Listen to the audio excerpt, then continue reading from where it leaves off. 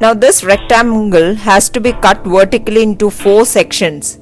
So you can roughly measure out the measure out 4 equal sections and cut them out.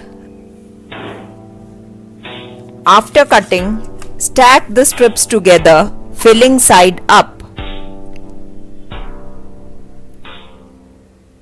Once this is done, you may mark out roughly 8 sections out of this stacked dough.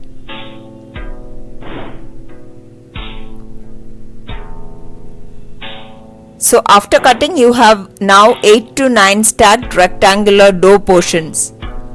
Arrange these dough portions into a greased or which has been lined with butter paper, a bread tin, with the long sides of the dough facing up.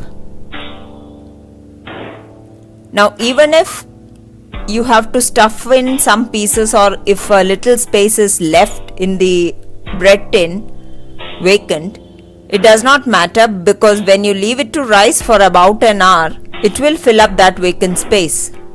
Add all the chopped nuts on top, cover with a cling film and let it rise for about an hour to 1.5 hours.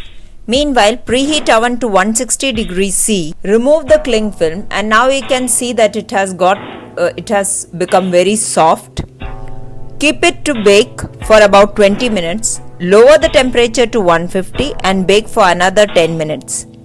You will see that the bread has turned golden, and now you can cut into slices or pull apart, which is much easier.